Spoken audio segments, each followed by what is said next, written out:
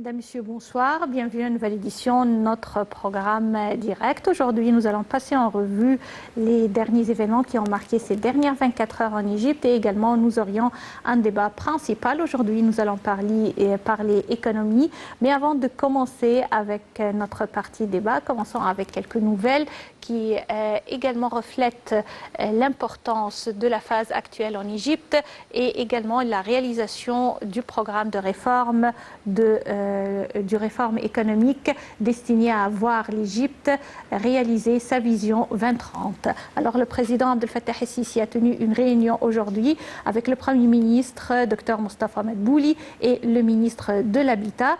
Au cours de la réunion, le président el-Sisi a donné ses directives au gouvernement afin de commencer à se déplacer au quartier gouvernemental dans la nouvelle capitale administrative au mois de décembre. Ce déplacement est considéré comme une période expérimentale pour 6 mois après l'achèvement de la première période et la période préparative pour la construction des installations et également des sièges du quartier gouvernemental.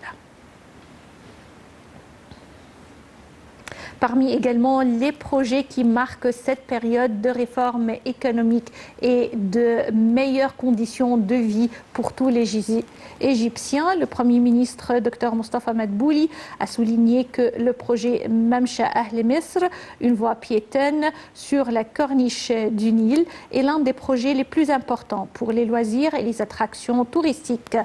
Lors d'une cérémonie organisée à l'occasion de l'achèvement de la première phase du projet Mamcha Ahl Misr, le chef du gouvernement a souligné que ce projet a été mis en œuvre selon les directives du président Abdel Fattah el-Sisi. L'Égypte connaît actuellement une réussite sur le plan diplomatique puisque le président Abdel Fattah el-Sisi vient de regagner le Caire après avoir participé au sommet des Nations Unies sur les changements climatiques, la COP 26, qui s'est tenue à Glasgow. Avant son départ, le chef de l'État a rencontré Dr Jackie Taylor, chef du Collège royal des médecins et chirurgiens. Il s'est également entretenu avec le Premier ministre britannique Boris Johnson. Lors de son discours prononcé à la COP 26, le chef de l'État a également souligné l'engagement de l'Égypte à contrer l'ampleur des défis auxquels sont confrontés les pays en développement.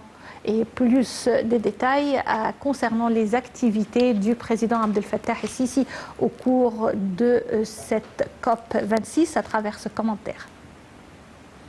En marge de la COP26, le président Abdel Fattah el-Sisi a rencontré Dr Jackie Taylor, chef du Collège royal des médecins et chirurgiens. Au cours de la rencontre, le chef de l'État a mis l'accent sur la nécessité de développer le secteur de l'enseignement dans ces diverses périodes et les recherches scientifiques, outre l'amélioration du secteur médical.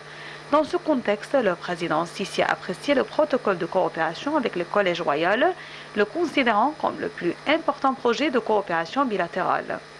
Entre-temps, le chef de l'État a examiné avec le Premier ministre britannique Boris Johnson la coopération bilatérale et les questions liées au changement climatique.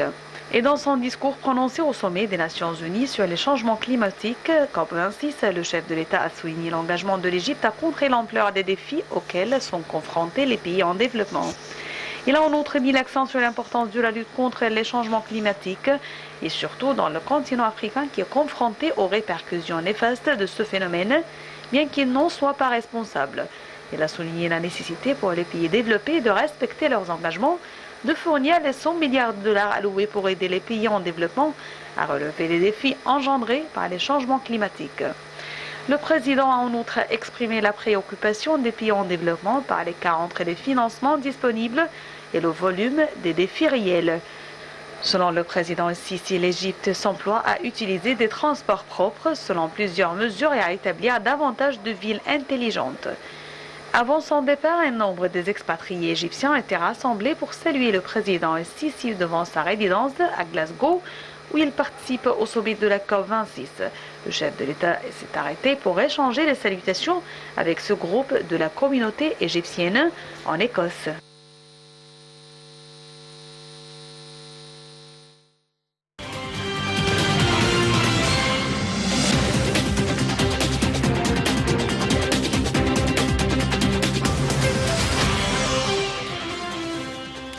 préserver les forêts et également réduire les rejets de méthane, les dirigeants mondiaux sont venus au secours du climat à la COP 26 avec 2 accords majeurs ambitionnant de contenir les très nocifs gaz à effet de serre. Sarah Al-Maghrabi et les détails.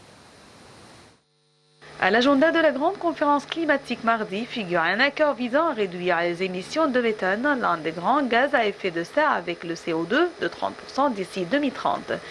Selon un responsable américain, il a été souscrit par plus de 90 pays représentant 2 tiers de l'économie mondiale, dont la moitié des 30 principaux émetteurs de méthane. Poumon de la planète avec les océans, les forêts jouent un rôle essentiel dans la lutte contre le changement climatique, en absorbant une partie importante des milliards de tonnes de gaz à effet de serre libérés chaque année dans l'atmosphère par les activités humaines. Afin d'enrayer leur dégradation et restaurer ces cathédrales de la nature, les dirigeants de plus de 100 pays abritant 85% des forêts mondiales, dont la forêt boréale du Canada, la forêt amazonienne au Brésil, ou encore la forêt tropicale du bassin du Congo, ont adopté une déclaration sur les forêts dans le cadre de la conférence climatique de l'ONU à Glasgow.